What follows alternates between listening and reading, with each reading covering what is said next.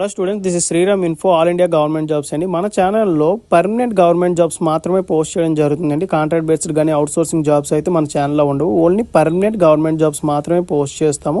మన ఛానల్ ఇంకా ఎవరైనా సబ్స్క్రైబ్ చేసుకోకపోతే సబ్స్క్రైబ్ చేసుకొని బెల్ ఐకాన్ ఆన్ చేసుకొని పెట్టుకోండి. నా ప్రతి అప్డేట్ అనేది మీకు నోటిఫికేషన్ ద్వారా వస్తుంది. అలాగే మీకు వాట్సాప్ ఉంటే వాట్సాప్ ఛానల్లో జాయిన్ అవ్వండి, టెలిగ్రామ్ ఉంటే టెలిగ్రామ్ ఛానల్లో జాయిన్ అవ్వండి. జాయిన్ అయినట్టయితే మీకు exam dates, result dates, previous question papers, job information అనేది మీకు ప్రొవైడ్ చేయడం జరుగుతుంది. ఛానల్లో జాయిన్ అవ్వడానికి డిస్క్రిప్షన్లో నేనైతే లింక్స్ అనేవి ప్రొవైడ్ చేశాను. ఆ లింక్ ద్వారా మీరైతే ఛానల్లో అయితే జాయిన్ అవ్వచ్చు.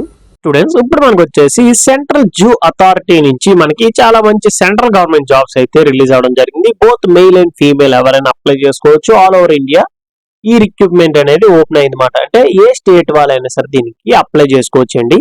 ఇందులో మనం చూసుకున్నట్టయితే అన్ని కూడా పర్మనెంట్ బేస్డ్ జాబ్స్, ఏవి కాంట్రాక్ట్ బేస్డ్ కానీ అవుట్ సోర్సింగ్ జాబ్స్ ఏమి కావు, అన్ని permanent based jobs. Both male and female ఎవరైనా అప్లై చేసుకోవచ్చు. సెంట్రల్ జూ అథారిటీ నుంచి రిలీజ్ అయింది. ఇది వచ్చేసి వాళ్ళది official website, government of India కింద వర్క్ చేస్తుందండి ఈ సంస్థ అనేది. ఇక్కడ నోటిఫికేషన్స్ అని ఉంది కదా, నోటిఫికేషన్స్ లో ఇక్కడ చూడండి టెండర్స్, వేకెన్సీస్ అని ఉంది. మనం ఏంటంటే వేకెన్సీస్ అని ఉంది కదా, దాని మీద క్లిక్ చేసినట్టయితే మీకు పేజ్ వచ్చేసి ఇలా ఓపెన్ అవుతుంది. వేకెన్సీస్ అని అందులో మనకి ఫస్ట్ చూడండి సెంట్రల్ జూ అథారిటీ అని చెప్పేసి ఉంది కదా, లోవర్ డివిజన్ క్లర్క్ కోసం వీళ్ళైతే రిక్రూట్ చేస్తున్నారు. లాస్ట్ డేట్ ఫర్ అప్లికేషన్ చూడండి 31 అక్టోబర్ 2024 అనేది మనకి లాస్ట్ డేట్. ఈ లోపు మనం అప్లికేషన్ అనేది పంపించాల్సి ఉంటుంది. ఇక్కడ డౌన్లోడ్ అనే ఆప్షన్ కనబడుతుంది కదా, దాని మీద క్లిక్ చేసినట్టయితే మీకు నోటిఫికేషన్ అనేది ఇట్లా డౌన్లోడ్ అవుతుంది. ఇది వచ్చేసి అఫీషియల్ నోటిఫికేషన్. ఈ నోటిఫికేషన్ ఇంపార్టెంట్ పాయింట్స్ అనేవి డిస్కస్ చేసి మీకు చాలా క్లియర్ గా ఎక్స్ప్లెయిన్ చేస్తాను. మీరు వీడియో ఎక్కడ స్కిప్ చేయకుండా లాస్ట్ వరకు చూడండి. ఏమైనా డౌట్స్ ఏమైనా ఉంటే కింద కామెంట్ బాక్స్ లో కామెంట్ చేయండి, మీకు ఖచ్చితంగా నేనైతే రిప్లై ఇస్తాను. అలాగే వీడియో నచ్చినట్లయితే లైక్ చేయండి, మీ ఫ్రెండ్స్ కూడా షేర్ చేయండి. ఇన్ఫర్మేషన్ అనేది వాళ్ళకి కూడా యూజ్ అవుతుంది. ఇది వచ్చేసి official notification central zoo authority అండి. మనకి ఇక్కడ చూడండి general category on regular basis. General category అంటే ఓపెన్ కేటగిరీ అని, ఓకేనా. ఓపెన్ కేటగిరీ అంటే ఏ క్యాస్ట్ ఎవరైనా సరే దీనికి అప్లై చేసుకోవచ్చు. అలాగే రెగ్యులర్ బేసిస్ అంటే అన్ని కూడా పర్మనెంట్ బేస్డ్ జాబ్స్ అని చెప్పి మనకి ఇవ్వడం జరిగింది. అండ్ నెక్స్ట్ వచ్చేసి పోస్టింగ్ చూడండి. పోస్టింగ్ ఎక్కడ ఉంటుందంటే న్యూఢిల్లీలో ఉంటుంది. మీకు పోస్టింగ్ అనేది జాబ్ అనేది మీకు ఢిల్లీలో అయితే రావడం జరుగుతుంది. ఇక్కడ మనం చూసుకుంటే ఒకటే పొజిషన్ ఉంది, లోవర్ డివిజన్ క్లర్క్ అయితే వీళ్ళైతే రిక్రూట్ చేస్తున్నారు. ఏ క్యాస్ట్ వాళ్ళని ఎవరైనా అప్లై చేసుకోవచ్చు. ఏంటంటే ఎటువంటి అప్లికేషన్ ఫీజు అయితే ఏమీ లేదండి. ప్రతి ఒక్కరూ అప్లై చేయండి, ఎలిజిబిలిటీ ఉన్న ప్రతి ఒక్కరు ఏ క్యాస్ట్ ఎవరైనా అప్లై చేసుకోవచ్చు. ఓపెన్ కేటగిరీ మాట. ఇదేంటంటే మెరిట్ లిస్ట్ బేస్ చేసుకునే మీకైతే సెలక్షన్ అనేది జరుగుతుంది. దీనికి ఎడ్యుకేషన్ క్వాలిఫికేషన్ చూసుకున్నట్టయితే 12th పాస్ అండి ఆర్ ఈక్వాలెంట్. 12th అంటే ఎవరైతే ఇంటర్ చేసిన వాళ్ళు ఉంటారో, ఇంటర్ ఎనీ స్ట్రీమ్ అండి ఎవరైనా అప్లై చేసుకోవచ్చు. ఇందులో మళ్ళీ ఐటీఐ డిప్లొమా వాళ్ళు అప్లై చేయడం లేదు. 12th పాస్ అంటే only for inter. 10+2 or equivalent అంటే అప్పుడు ఐటీఐ డిప్లొమా వస్తారన్నమాట, ఓకేనా. ఇది 12th క్లాస్ పాస్ అని చెప్పి ఇవ్వడం జరిగింది కాబట్టి ఇంటర్ చేసిన వాళ్ళు ఎంపీసీ కానీ, బైపీసీ కానీ, వొకేషనల్ కోర్స్ కానీ ఎవరైనా దీనికి అప్లై చేసుకోవచ్చు. ఎటువంటి ఎక్స్పీరియన్స్ కూడా ఏమీ అవసరం లేదు. టైపింగ్ స్పీడ్ అయితే మీకు వచ్చి ఉందన్నమాట. అంటే కొంచెం టైపింగ్ స్కిల్స్ అయితే మీకు వచ్చి ఉండాలి. 35 words per minute ఇంగ్లీష్ అయితే టైప్ చేయాలి.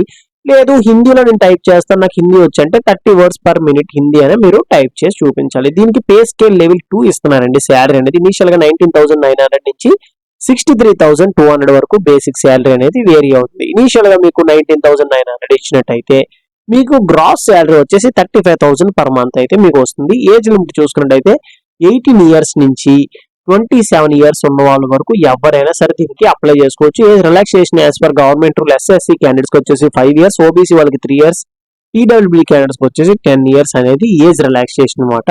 అండ్ నెక్స్ట్ మనం ఇక్కడ చూసుకున్నట్టయితే ఇంకా ఏవి ఇంపార్టెంట్ పాయింట్స్ అవి మనం డిస్కస్ చేసుకుందాం.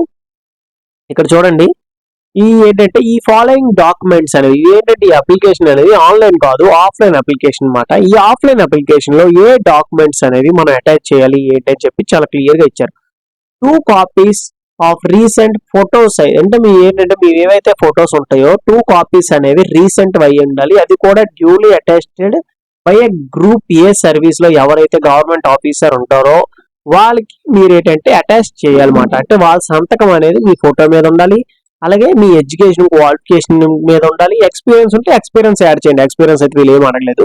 ఎక్స్పీరియన్స్ ఉన్నట్టయితే ఎక్స్పీరియన్స్ సర్టిఫికేట్ మీద కూడా సంతకం చేయాలి. అన్ని కూడా జిరాక్స్ కాపీస్ మీదే, ఓకేనా. ఒరిజినల్ కాపీస్ మీద కాదు. ఫోటో మాత్రం ఫోటో మీద సైన్ చేపిస్తారు. స్టాంప్ కూడా ఉండాలి, ఓకేనా. వాళ్ళది స్టాంప్ కూడా ఉంటుంది, స్టాంప్ కూడా వేయించండి. నెక్స్ట్ కేటగిరీ సర్టిఫికేట్ అంటే మీ యొక్క క్యాస్ట్ సర్టిఫికేట్ జిరాక్స్ మీద కూడా వాళ్ళ సంతకం పెట్టి స్టాంప్ వేయాలి, ఓకేనా. అండ్ నెక్స్ట్ వచ్చేసి one self addressed envelope cover. మీరు ఏంటంటే ఈ ఆఫ్లైన్ అప్లికేషన్ కాబట్టి ఒక ఎన్వలప్ కవర్ తీసుకుంటారు. ఒక ఎన్వలప్ కవర్ తీసుకొని ఇక్కడ ఇచ్చిన అడ్రస్ రాస్తారన్నమాట. అడ్రస్ రాసి ఇక్కడ ఏంటంటే మీరు ఈ అప్లికేషన్ అండ్ రిలవెంట్ డాక్యుమెంట్స్ అన్ని కూడా ఇందులో పెట్టేసి మీరు పోస్ట్ చేస్తారు. వాటితో పాటుగా ఇక్కడ చూడండి ఇంకొక పాయింట్ ఏంటి ఇచ్చారంటే ఈ సర్టిఫికెట్స్ తో పాటుగా ఒక ఖాళీ envelope cover one self addressed envelope అని చెప్పి ఇచ్చారు. అంటే సెల్ఫ్ అడ్రస్ అంటే మీ అడ్రస్ అండి. మీ అడ్రస్ మెన్షన్ చేసి ₹10 పోస్టల్ స్టాంప్ కూడా దాని మీద అంటించాలి. ఎందుకు ఖాళీది ఎందుకు పెట్టాలి? ఖాళీది పెట్టి స్టాంప్ కూడా ఎందుకు పెట్టాలి అంటే మీరు ఈ అప్లికేషన్ పంపిస్తారు, అందులో ఖాళీ envelope cover and next ₹10 stamp కూడా మీరు పెడతారు కదా. ఏం చేస్తారంటే నెక్స్ట్ మీకు అడ్మిట్ కార్డు అనేది అదే పోస్టల్ ఏదైతే మీరు ఖాళీ ఎన్వలప్ కవర్ పెట్టారో సేమ్ అందులోనే అడ్మిట్ కార్డు పెట్టి మీ అడ్రస్ కి వాళ్ళే పోస్ట్ చేస్తారు. ఇంకా మీరు రాయాల్సిన పని ఉండదు. ఆల్రెడీ మీరు ఒక envelope cover stamp and next me address కూడా రాసేసారు కాబట్టి జస్ట్ అడ్మిట్ కార్డు అందులో పెట్టేసి మీకు పంపించేస్తారు అనమాట. అందుకు ఈ ఎన్వలప్ కవర్ అనేది అడగడం జరుగుతుంది. నెక్స్ట్ వచ్చేసి జనరల్ కండిషన్స్ అండి. జనరల్ కండిషన్స్ ఏంటంటే అప్లికేషన్ ఫార్మాట్ ఉంటుంది. అది మీరు ఏంటంటే ప్రింట్అవుట్ తీసుకొని రాయాల్సి ఉంటుంది అనమాట. మీ ఓవర్ రన్నింగ్ హ్యాండ్ రైటింగ్ తో రాయాలి. At this final of the video మీకు అది చూపిస్తాను ఎలా ఉంటుందో ఏంటో కూడా.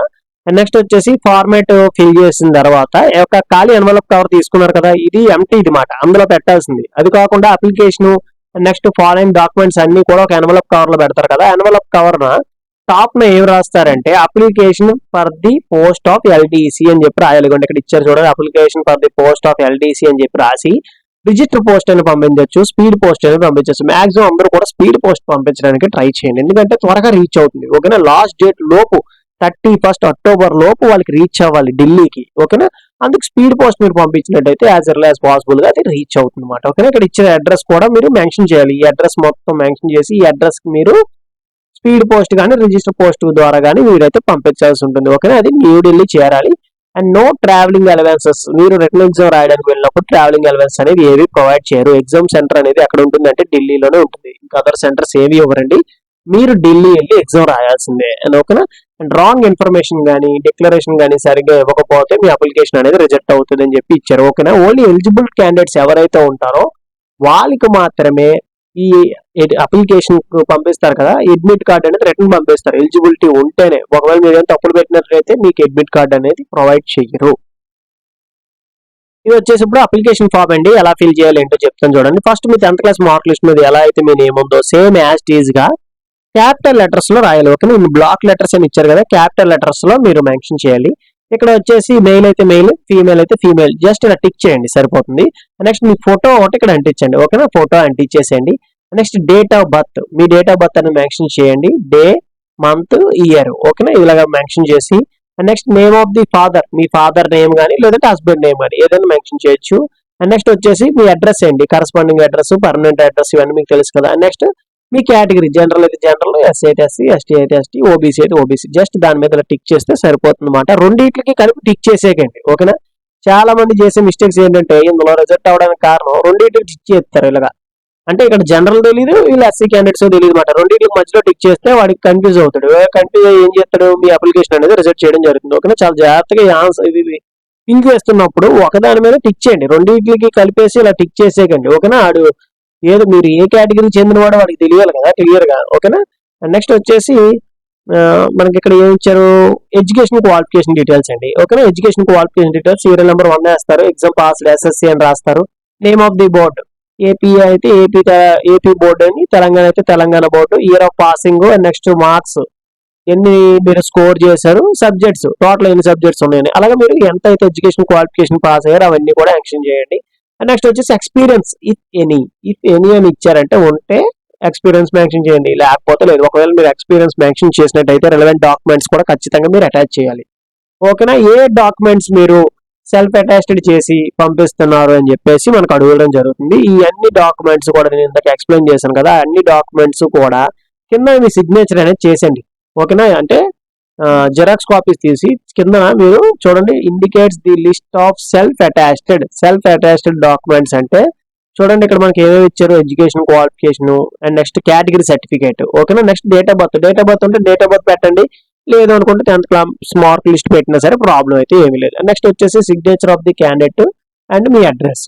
ఓకేనా, ఈ అడ్రస్ అనేది మెన్షన్ చేసిన తర్వాత డిక్లరేషన్ దగ్గరికి వెళ్ళాక ప్లేస్, డేట్ అండ్ ఇక్కడ ఒక సిగ్నేచర్ అయితే చేసేసేయండి. సిగ్నేచర్ చేసేసి ఇక్కడ ఏంటంటే ఫర్ ఆఫీస్ యూజ్ ఓన్లీ, ఓకేనా. ఎవరైతే గవర్నమెంట్ సర్వీస్ ఆఫీసర్స్ ఉంటారో వాళ్ళకి మాత్రమే సంబంధించింది ఇది. ఓన్లీ స్టూడెంట్స్ ఎవరైనా ఉంటే వాళ్ళది ఫిల్ చేయాల్సిన అవసరం లేదు, వదిలేసండి ఖాళీగా. ఎవరైతే గవర్నమెంట్ సర్వెంట్స్ ఎవరైతే ఉంటారో వాళ్ళు ఫిల్ చేస్తారన్నమాట, అది వాళ్ళకి తెలుసు. మీకు ఇందులో ఏమైనా డౌట్స్ ఉంటే నన్ను అడగండి, మీకు ఖచ్చితంగా నేనైతే రిప్లై ఇస్తాను. అలాగే మీకు వీడియో నచ్చినట్లయితే లైక్ చేసి మీ ఫ్రెండ్స్ కూడా షేర్ చేయండి. ఇన్ఫర్మేషన్ అనేది వాళ్ళకి కూడా యూజ్ అవుతుంది. ఈ నోటిఫికేషన్ లో కానీ అప్లికేషన్ ప్రాసెస్ లో కానీ ఏ డౌట్ ఉన్నా అడగండి, నేను ఖచ్చితంగా మీకైతే హెల్ప్ చేస్తాను. థ్యాంక్ యూ సో మచ్ అండి ఫర్ వాచింగ్.